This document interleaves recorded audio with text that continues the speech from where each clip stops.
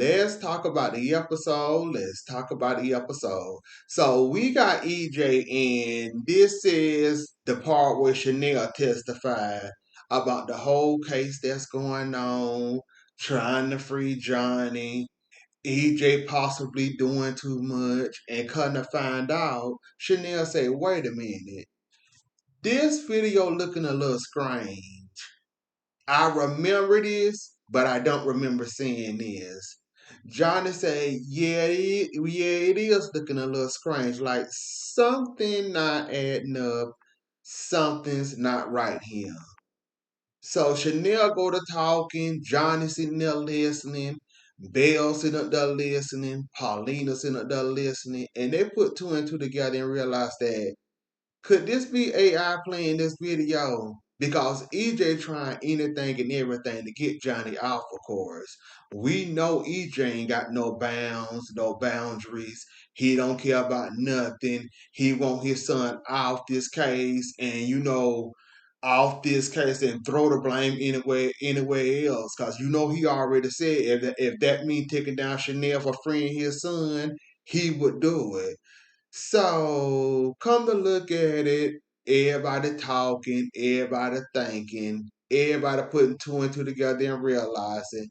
Johnny say, wait a minute, there's a whole lot of AI going around right now.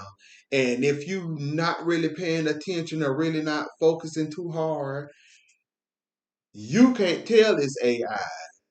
So with Belle and EJ, with Belle and Paulina thinking, and we know EJ will do anything and everything to get Johnny out this case, who says he wouldn't go that far? So they started looking and thinking and talking. Johnny said, I've been in Hollywood. I got the people, I got to connect. I can talk to the people to see, what's going on and see if this really is fake or altered. Forget that slow set on PD said that this tape was authenticated and it's real. The way AI going around here, you can never tell whether it's AI or real life. So Johnny said, you know what? This could be AI. Let me hold the tape. Let me have my people look at it, and we'll see if it's real or not. Cause Chanel said now she remembering, but she don't remember saying that. EJ was so eager and happy and willing to play the tape to free his son off this murder trial. I put nothing past EJ, and you should think twice with EJ playing that video. And he was so happy and antsy and excited to play that video. Who puts anything past EJ? EJ will throw his whole EJ will throw anybody under the bus. I think he'll throw his mother under the bus if that means freeing his son. So yeah, that's a whole lot of sketch going on. Johnny already suspected. Johnny already then warned him go easy on Chanel. He refused to do what they say, and now Johnny all of a sudden want to fire him. Johnny, you got to blame yourself, friend, buddy. You know how your daddy is. You know your daddy'll do anything and everything to get you off. You didn't see playing and altering footage, making it look like it's real but not really. AI meaning throwing Chanel under the bus. He didn't threw Chanel under the bus before. You really thinking he wouldn't do that? She go down for this. You're not going down for this. You don't think he'll do you? Like I said, Johnny, you can only blame yourself. Like I said, you should have questioned yourself trusting your dad on this case. Belle wanted out of this case, and Belle was going to sit down and let somebody else handle it.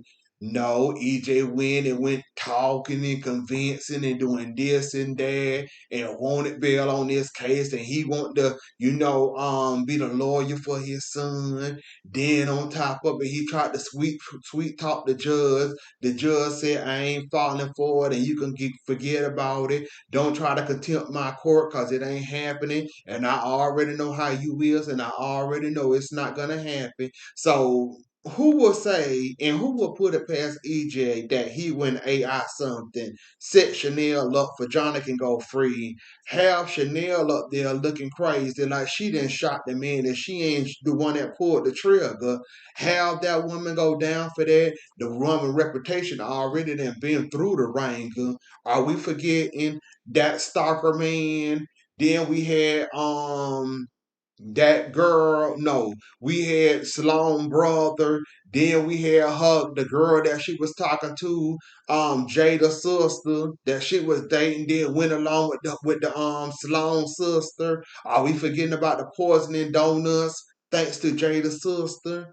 Are we forgetting about all this stuff that didn't happen to Chanel? Chanel already got, like Paulina said, Chanel already got a bad rep.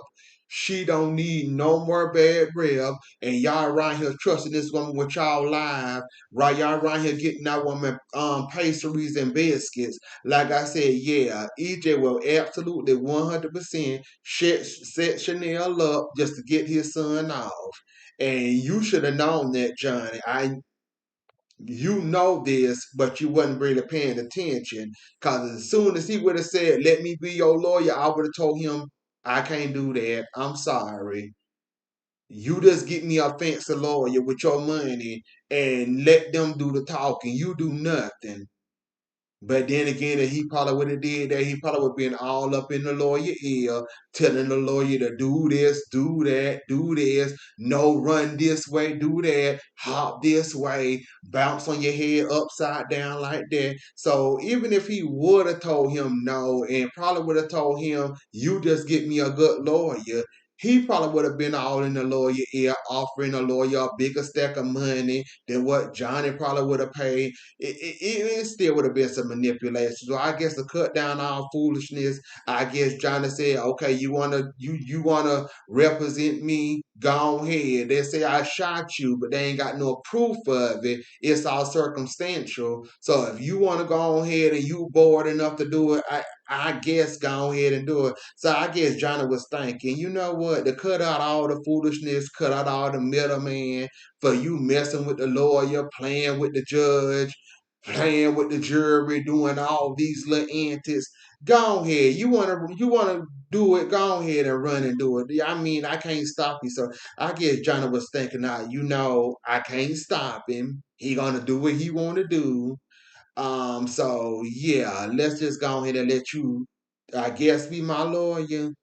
I would have never done that. I would have rather took the lawyer getting paid on the side, other than my dad sitting up here trying to throw my wife under the bus, trying to free me and send her to prison, even though Chanel's reputation had been shot 1 million times already in Salem, and I don't think she can take another hot scandal to her name. So hell, y'all barely eating her biscuits already. Now imagine that she shot somebody, that sweet bits would probably be going under, just like when that health inspection was playing around with her.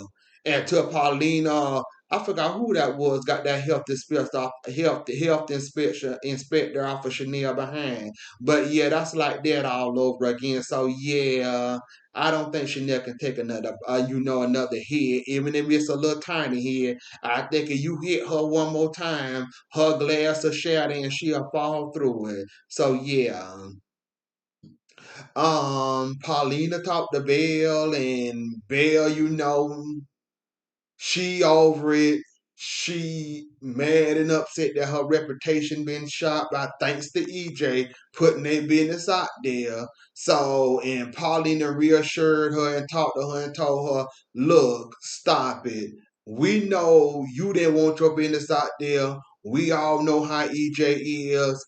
You been a saint this whole entire time. Might as well, besides the time you went to the hotel room, your hotel room, and invited him there, giving him a key till he put your business out there.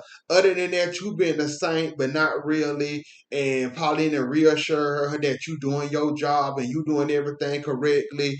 And basically, it's EJ, not you this time around, even though it's partially her for inviting him to her room and trying to do secret rendezvous and still trying to try a case, thinking that EJ went.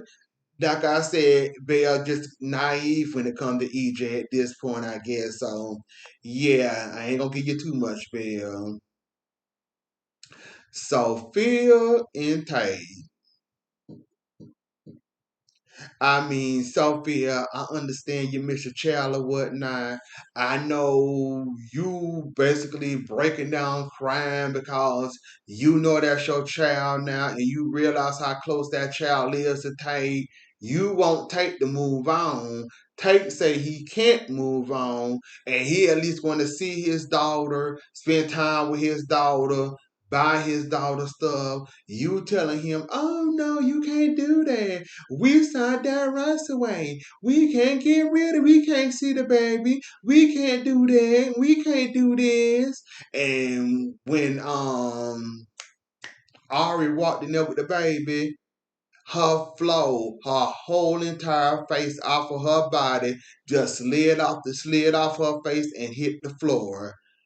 Now that I think she realized after Mrs. Choi met Harvey and Harvey got a vibe from her after he told her too much of his business that basically my gay boyfriend and me is raising this child we adopted and it was left at the fire station and she already knew per se and before that when Leo was trying to get out of that jury trial and he ended up getting into it anyways. So she already met him, but she didn't realize that it's basically Harvey and his boyfriend raising the child until the child going to the system into adoption.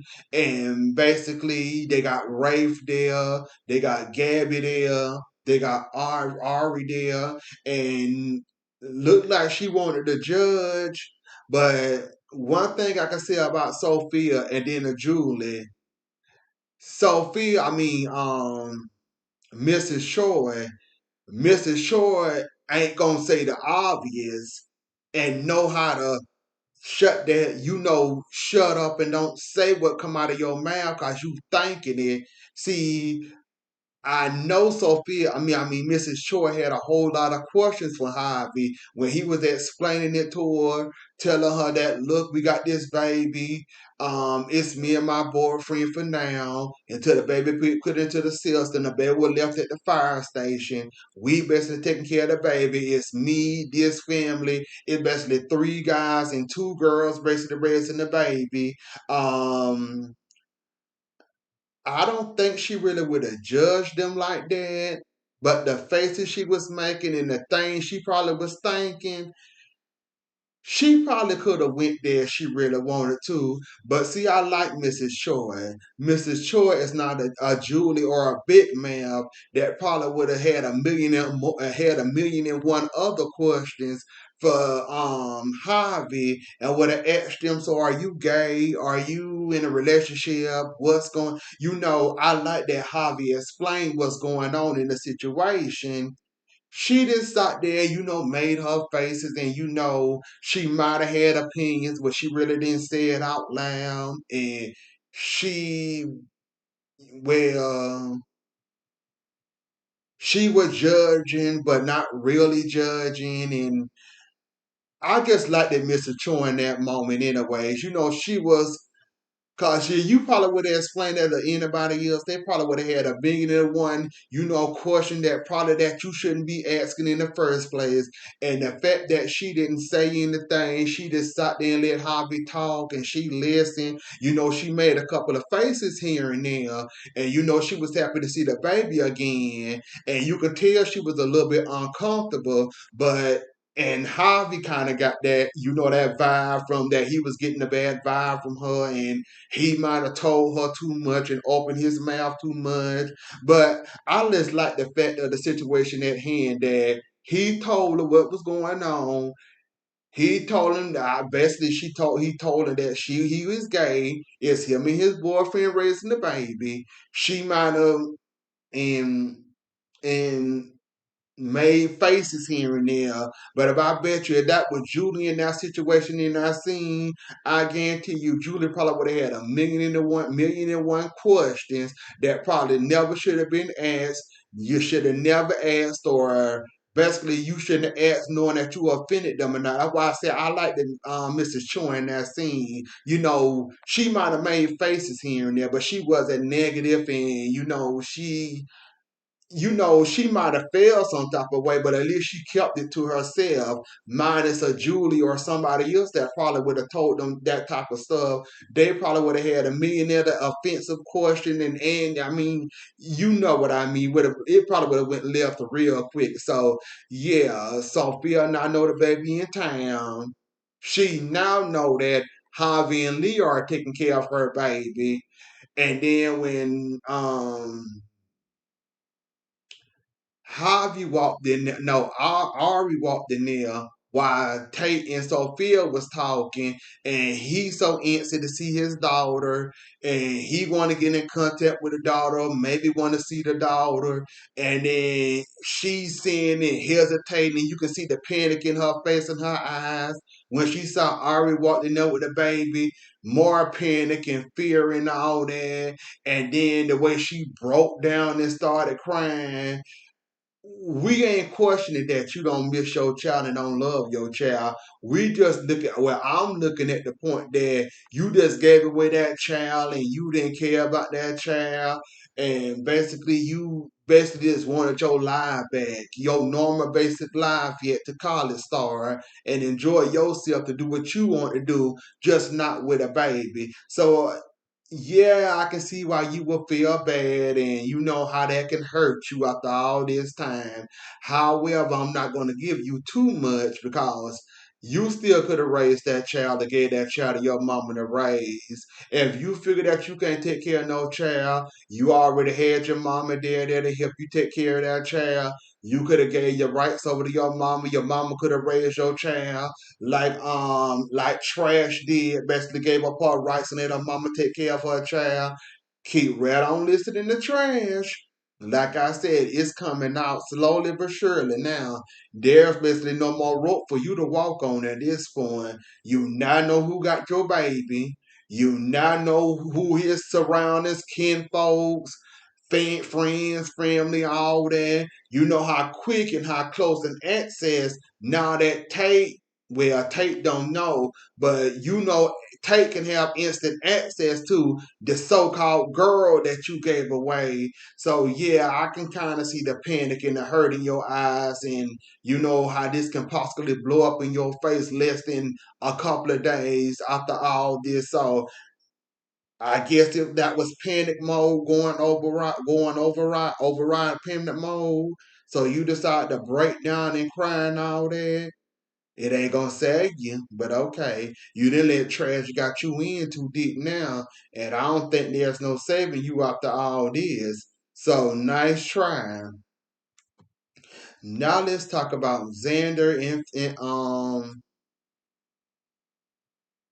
and Sarah. Basically, that situation is going to sugar to a hot mess now. Xander, the best thing you can do for yourself right now is get yourself away from um what's that lady name? Teresa. That's the best thing you can do. Gwen. See what they did to me? Got me calling Gwen Teresa because they want to have the one person play two roles.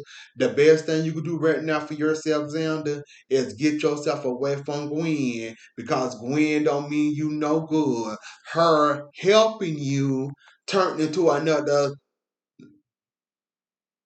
hate, turned into another argument with Sarah all over again that you already don't need while she's trying to send you the while she trying to send you to anger management, and then Gwen being the person she is, sitting up throwing in it that she wants Xander back. She got Xander. She had sex with Xander. Gwen don't mean you no type of good, Xander. And I'm glad that once Sarah basically told you that I'm going off because the this one over here told me y'all business. Even though it's not really, they didn't really have sex. Xander stopped it. And she lied saying that y'all had sex and y'all did, and y'all didn't do nothing but kids almost got to that point, but really didn't get to that point. It's the fact that Gwen basically sought you up for failure. realized that it didn't work. It pissed off Sarah enough to get mad at Xander, but you didn't get nothing out of it. All you got was an angry baby mama mad at her baby daddy, and basically she told him, "You can have the baby. Leave me alone. I want you to get anger management in that whole fighting field, that whole mess they be going through." So basically, you didn't do nothing at all. You didn't help the situation at all. Um, all you did was make the situation 10 times more worse than it was in doing. And yeah. And Cat and Chad still at it again, even though he only younger than the wrestlers. And y'all trying to make it seem like Cat didn't kiss this boy, Chad pretending like it didn't happen. Cat still embarrassed, and Rafe come breaking her food because she says, well, what was it called? Tortilla soup. And Chad asking question, and she talking about some, oh, that's just, an ex. We dated a few times, tried to make it work, but it didn't work. And he's still trying to get me back, and now he begging me soup because I'm sick. And then Chad ended up getting what her and Felicity had. And let me guess, before Chad find the scenes, him and Kat gonna end up together. I already see it happening, and I already see ain't nobody gonna stop it. But anyways, though, y'all, I think that was all that happened. Yeah, pretty much. So, anyways, that was the episode. Don't forget to like, share, comment, and subscribe. I'll see y'all later. Enjoy the rest of y'all night. Have a good weekend, and I'll catch y'all later. Bye.